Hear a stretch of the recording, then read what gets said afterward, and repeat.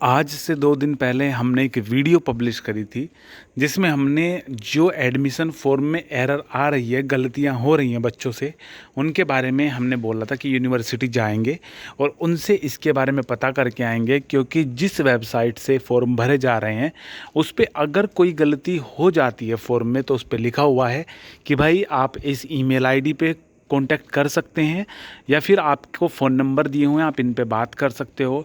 Phone number मिलते नहीं हैं, ईमेल आईडी का 10 दिन 11 दिन हो गए, कोई रिप्लाई नहीं आया है, जो हमने खुद भी वहाँ पे बता रखे हैं। तो हम इसके लिए बोल रहे थे आपको 2 दिन पहले कि हम एक भाई को भेजेंगे, क्लियर पता करके आएंगे कि भाई क्या मैटर है।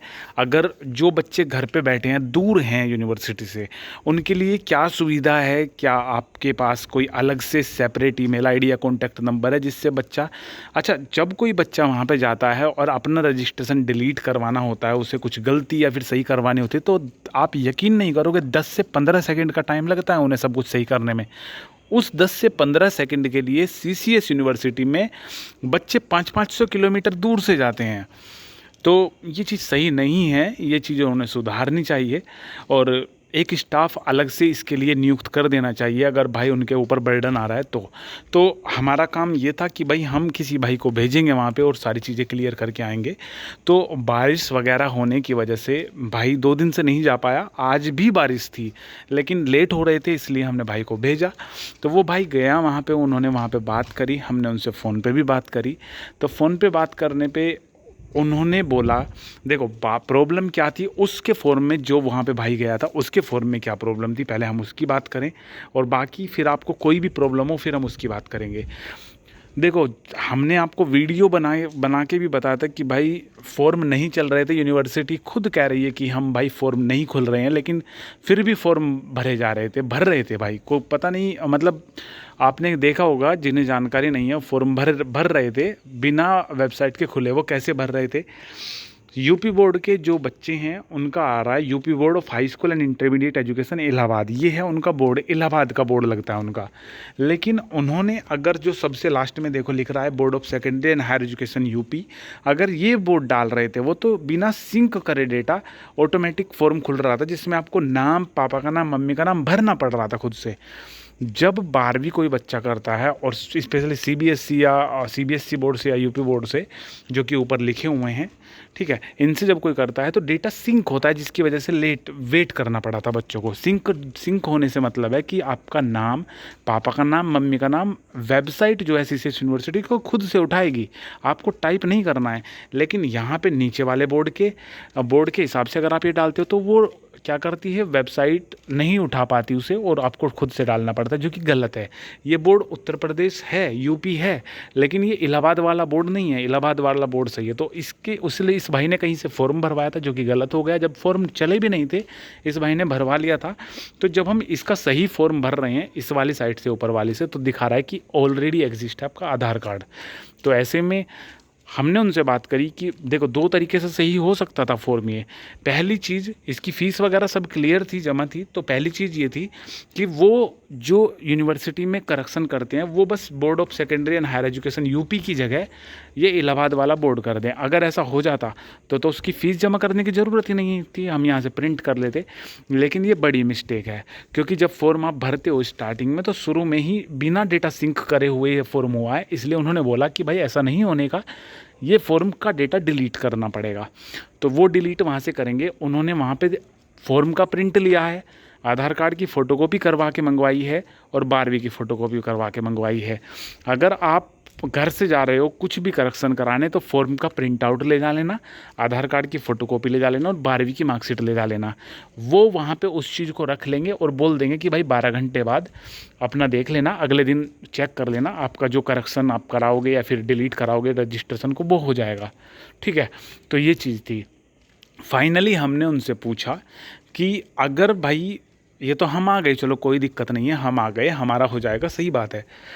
अगर कोई बच्चा दूर रहता है तो क्या उसके लिए कोई नंबर या ईमेल आईडी है कि वो वहाँ घर से बैठ के करवा ले करेक्शन आपसे? तो उन्होंने बोला कि भाई आपको आना ही पड़ेगा यहाँ पे।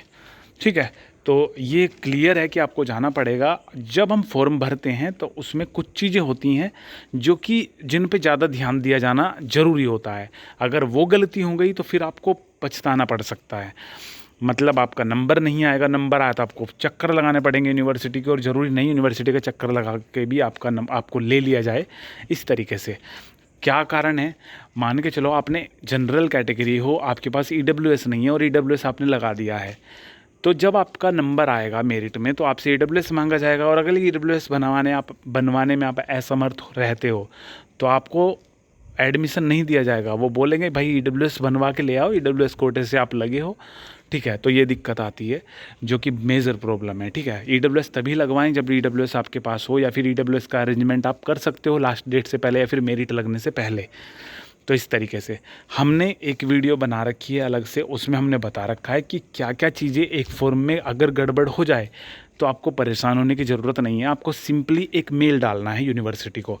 आपको पता है कि रिप्लाई नहीं आएगा, रिप्लाई आ जाए तो भी सही है, ना आए तो भी सही है।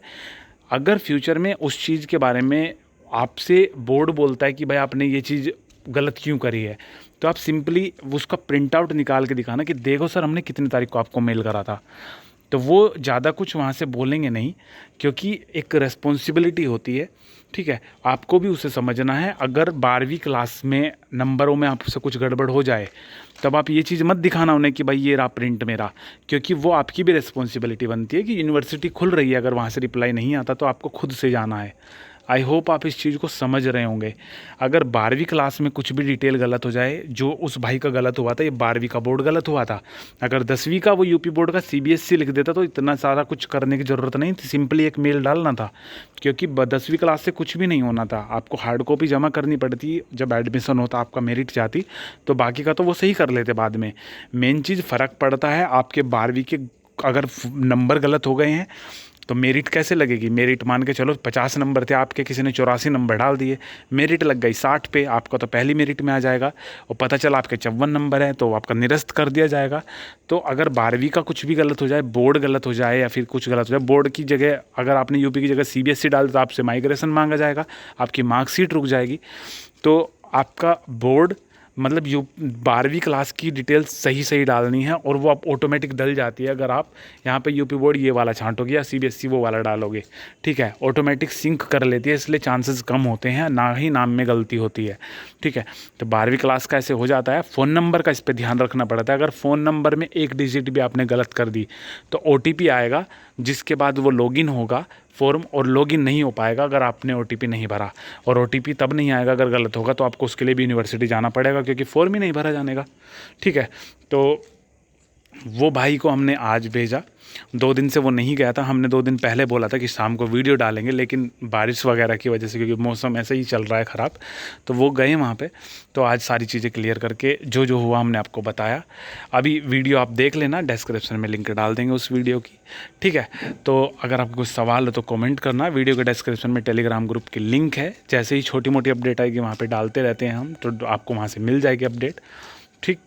तो यही अपडेट थी। फाइनली एक बार फिर से अगर हम समराइज़ करें इस चीज़ को जो हमने बताया, अगर आपके फॉर्म में कहीं पे कोई भी गड़बड़ी है, अगर 12वीं से रिलेटेड है या फिर फ़ोन नंबर से है तो आप जाओगे ही। अगर मान के चलो एड्रेस गलत है तो कोई दिक्कत नहीं है, आपको मेल ज़रूर करना है, मेल ज़रूर करना, क्योंकि एड्रेस से ज़्यादा कुछ फ़र्क तो पड़ेगा नहीं, लेकिन फिर भी मेल आप कर देना।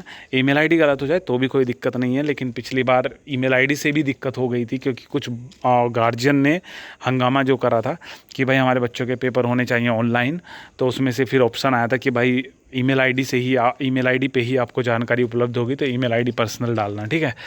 तो बस यही अपडेट थी भाई। अगर किसी को कुछ सवाल है, हम कुछ ऐसी चीज़ें थी जो भूल गए हों बतानी, हम डिस्कस करनी चाहिए थी और नहीं कर पाए, तो कमेंट कर देना, हम कमेंट में ज़रूर से आपकी बातों का रिप्लाई कर देंगे। और आज क्या हुआ वो सब हमने इस वीडियो में डिस्कस कर लिया कि यूनिवर्सिटी जाके क्या क्या हुआ, ठीक है ना। तो बस यही अपडेट थी।